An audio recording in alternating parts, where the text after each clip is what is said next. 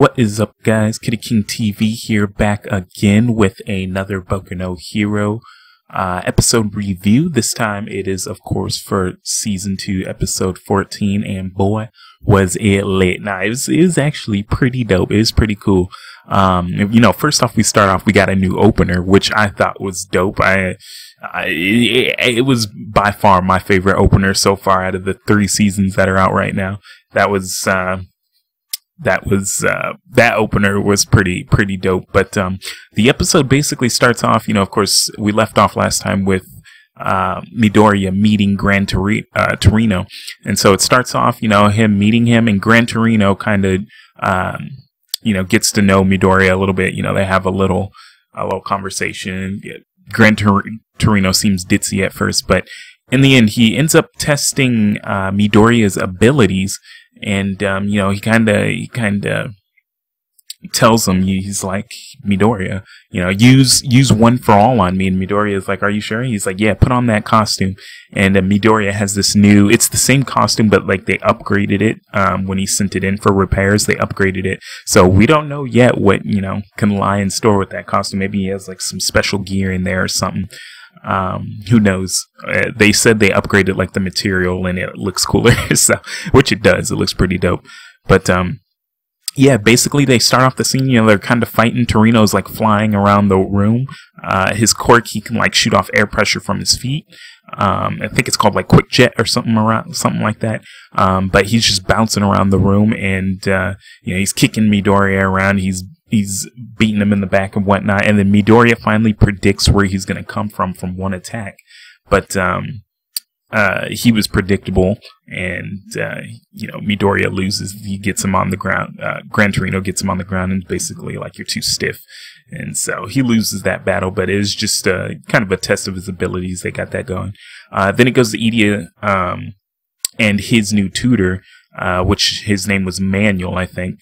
And, his tutor's like, oh, I can't believe, Ignium's little brother joined me and whatnot. I thought for sure you'd get other people. And meanwhile, while he's talking, Idia's only thing he has on his mind is getting revenge for his brother. So, we still got that going on. And, I'm thinking we're gonna see him, meeting Stain or some villains in the near future here. But, then it goes to the scene with the villains, actually. Shigaraki, something like that. I forgot the dude with the hands name. It's something like Shigaraki Tomoru or something like that. And then I remember the warp guys was Kurogiri, and they try and recruit Stain. So in the previous couple episodes, it showed the warp guy talking to Stain and, telling him, I think we should have a chat. And so now it's showing that scene with them chatting, and they're trying to recruit Stain to join like the League of Villains or whatnot. And Stain's kind of just disagreeing when they show like the picture of Midoriya. The decaying guy, the hand guy, was just like, yeah, he didn't say I have a grudge, but he's like, these guys are pests and I want to get rid of them. And Stain's just like, oh, I don't like the way you think. I'm not going to join you, as he's like pulling out his knives. So I'm like, yo, is this guy are they about to fight, or what's going on? And the warp guy is like asking someone on the TV screen, and all it has is like a signal that says no sound, or no video or audio only, something like that. And it's just some random guy talking who we haven't seen yet. And he's just like, yeah, we're just educating Stain, he'll learn or whatnot, and we got to keep going with this. And he's clearly just like a higher up boss man. And so that's basically how that kind of went out, just with Stain taking out his knives, and it kind of ended with like, yeah, we're educating him. And then other than that, goes back to Midoriya. He's kind of doing a little bit of research on his quirk. He's learning about it. He's thinking about the tips Gran Torino gave him. And after that, it goes to Bakugo with his new tutor. And his new tutor is Best Jeanist, which was the 4th best hero in slot. So we know first is All Might. I think, not best, but popular. First is All Might, second is Endeavor. Third, I don't think they mentioned the third yet, or I might have missed it, but I have no clue it is. And then I guessing, they said Best Jeanist was 4th, so I'm guessing this is just popularity. I don't know about strength or anything, but he has the 4th best tutor guy, I guess, or hero, pro hero. He's the fourth on the tier list or whatnot. And so BJ tells Bakugo, Best Genius tells Bakugo his weaknesses, and he's basically, he's like, you're strong, but you have a lot of weaknesses. You think you're the strongest, and he basically tells him that he intends on showing him what a hero is made of. And Bakugo gets like mad, and Best Genius like ties him up, and he's like, nah, not in my house. He's like, I'm gonna beat this respect into you, boy. And so that's kind of how that encounter goes. And then it kind of just skips through like the other students from the school, and like them meeting their tutors. It goes to Uraka, it goes to Momo, it goes to like the ball kid, and it just kind of shows all their tutors. In Momo's scene, it actually shows us a new girl named what was it? Something Kendo. I know it started with an I. It was something Kendo, and she had like it showed like a label, because like when it was going through all of their scenes, it was like showing their names and then the label of their quirk, and her quirk name was Big Fist, and she was like in some like, I don't know, it looked like some Street Fighter, or it looked like she was in like a fighting outfit, like she's getting ready to do some taekwondo on some people, you know what I'm saying?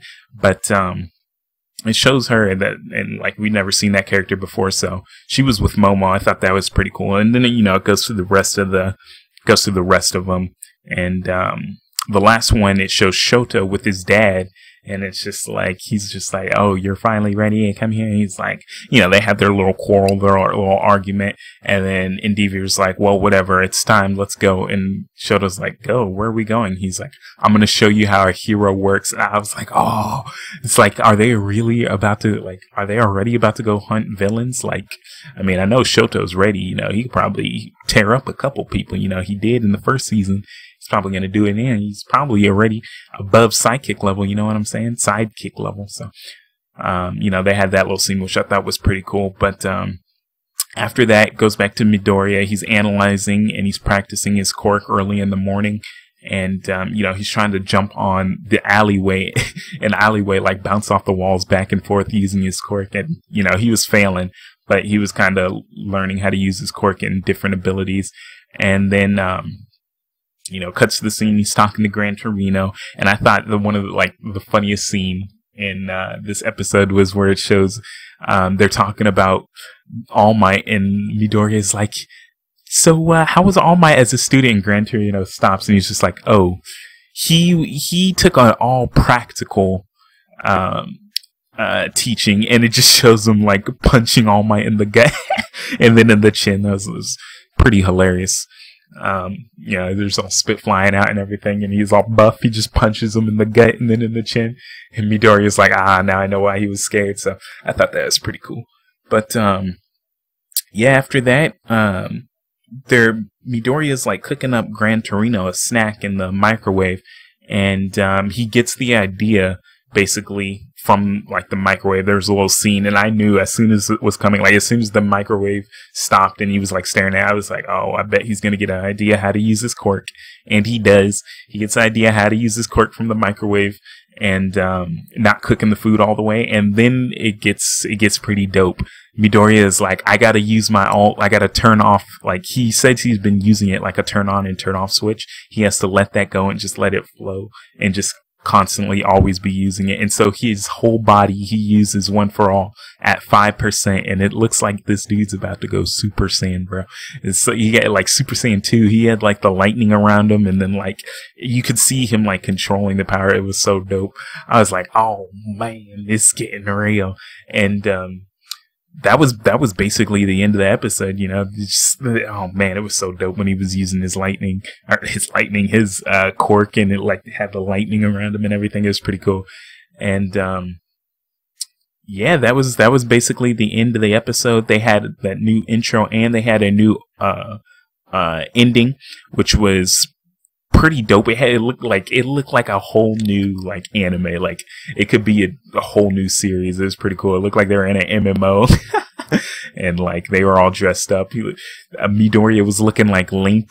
Bakugo was riding a dragon. It looked pretty dope, and they're like fighting like these mobs of monsters. I was like, oh man, why can't this be a game? Why can't they make a separate anime already? This looks so nice. But yeah, it's pretty dope. Overall, I liked the episode a lot. I thought the coolest part was, when Midoriya was using All for One, controlling it, and I thought the funniest scene was when All Might was getting beat up by Gran Torino. That was hilarious. But yeah, other than that, that's basically the end of my review. I hope you guys liked the video. If you did, please leave a like and subscribe. I love doing these. I'll do them every week whenever the new episode for Boku no Hero comes out. So yeah, hit that subscribe button if you like it, and I will catch you guys later. Deuces.